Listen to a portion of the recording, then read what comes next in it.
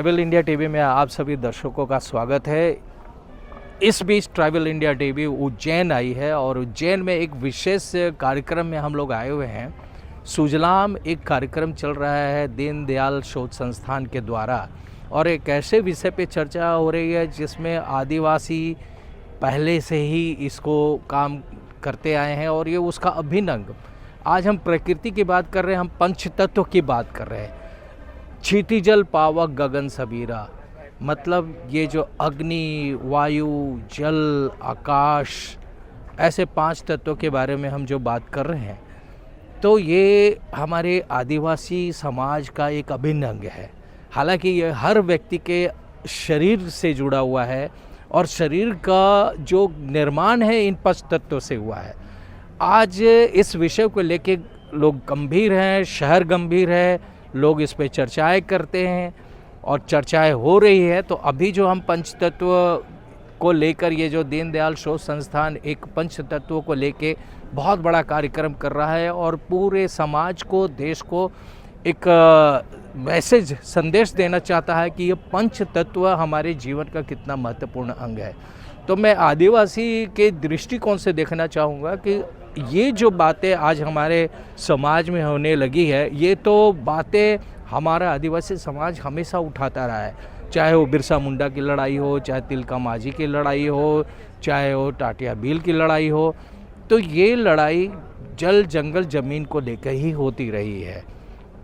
ये कितना महत्व था हमारे समाज में, आदिवासी समाज में। जल, जंगल, ज़मीन, प्रकृति और संस्कृति से तो जुड़ा हुआ है ये आदिवासी समाज, और ये सारी रचनाएं आदिवासी समाज के माध्यम से हुआ है। एक उनका एक अनुभव, एक कह सकते हैं कि एक अनुभव दर्शन है इस विषय को लेकर, और इस विषय पे चर्चा चल रही है। एक अच्छी है, देर से शुरुआत हुई लेकिन अच्छी शुरुआत हुई है। लोग इस पे चर्चाएं कर रहे हैं क्योंकि भोजन के बिना हम रह सकते हैं, पानी के बिना हमारा जीवन नहीं चल सकता। और दूसरी बात ये भी हम कहना चाहेंगे कि हमारे शरीर में 60 से 65% हमारे शरीर में जल है। तो इस तरीके से ये विषय बड़ा गंभीर है और उस पर चर्चाएं चल रही है। हम आपको ये पूरा एक 3 दिवसीय दीनदयाल शोध संस्थान द्वारा 3 दिवसीय कार्यक्रम चलाया जा रहा है।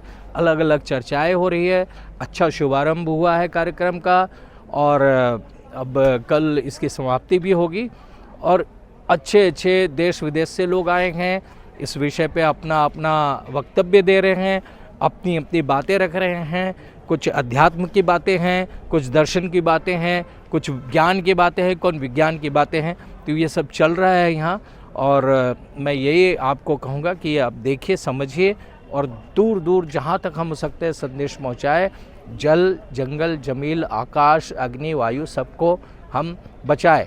आज हम शहरों में घूमते हैं, शहरों में देखते हैं तो वायु प्रदूषित है।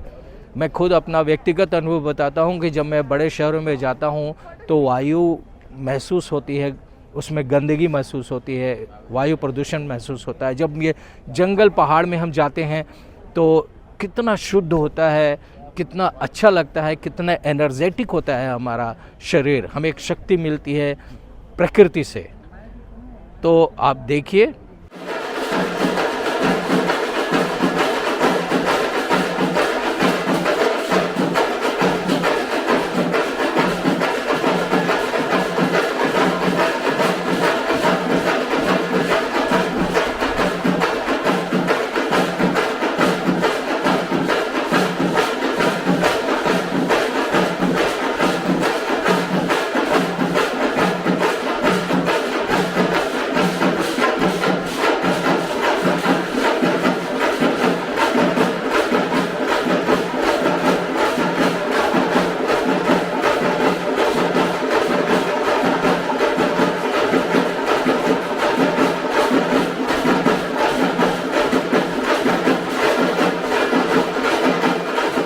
जल ही अमृत। भारतीय संस्कृति के बारे में जरा गहराई से विचार कीजिए। भारतीय संस्कृति एकात्मवादी, हजारों साल पुराना ज्ञात इतिहास हमारा। दुनिया के तथाकथित विकसित देशों में जब सभ्यता के सूर्य का उदय नहीं हुआ था, तब हमारे देश में वेदों की ऋचाएं रच दी गई थी। लाइफ स्टार्ट होती है जल से, फिर जो है कुल होता जल और पृथ्वी लैंड पर जोड़ते हैं, फिर आप आते हैं केवल लैंड पर आते हैं, फिर जो है वो जंगल काट के उसका दूसरा रूप मानवता का बनता है नरसिंह, और उसके बाद वहां से शुरू होता है वामन। तो पूरी की पूरी थियरी यदि आप लेमार्कियन लें या ये डार्विनियन लें और पैरेलल आप देखें, तो क्यों नहीं हमें चाहते हैं ये कहना कि कहाँ से ओरिजिनल जाता है और कैसे वेस्ट में इंटरप्रेट होता है।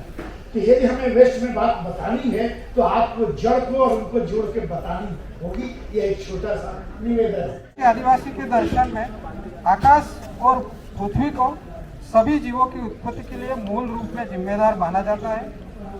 आदिवासी प्रकृति को ही स्वर्ग समझते हैं। इसी प्रकार का दर्शन आदिवासी साहित्य और जीवन शैली में भी पाया जाता है।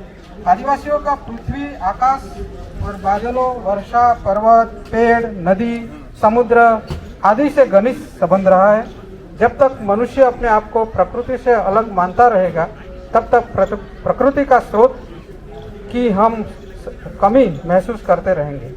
आदिवासियों के जीवन के पारंपरिक तरीके में प्राकृतिक वस्तुओं के संग्रहण की कोई अवधारणा नहीं है।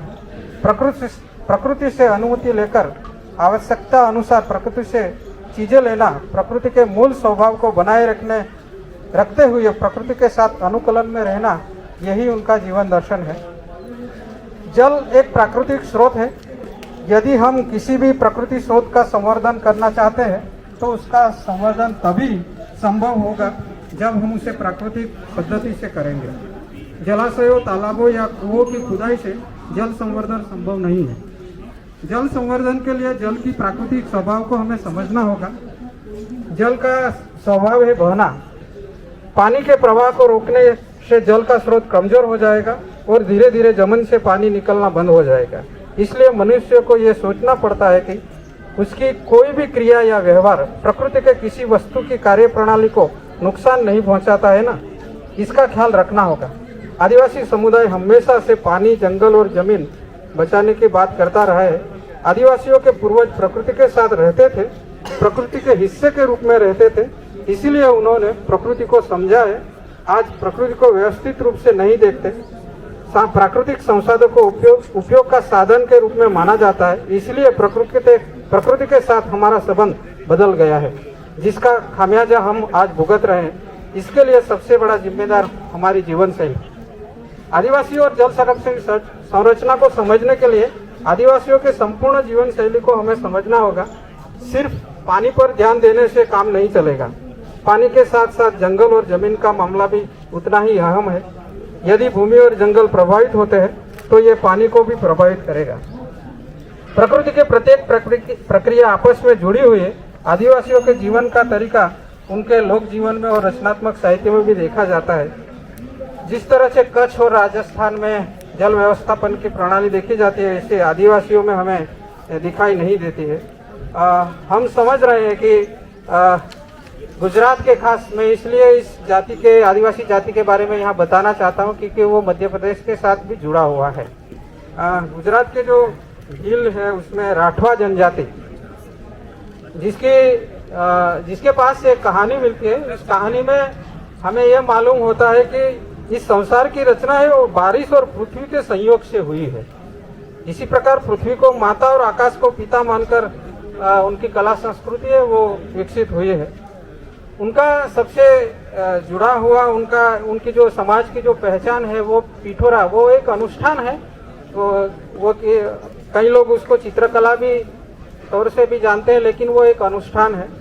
वो पूरा एक दिन चलता है। उसमें खास करके रानी काजल माता का पूजन होता है। रानी काजल यहाँ उनको वो राठवा समाज है वो कुलदेवी के तौर पे मानते हैं और पिठोरा देव, उसको पिठोरा देव की पूजा बोलते हैं। और अगर अब तक आपने ट्राइबल इंडिया टीवी को सब्सक्राइब नहीं किया है तो जल्दी से YouTube पर जाइए, सर्च करिए ट्राइबल इंडिया टीवी और इसे सब्सक्राइब करिए।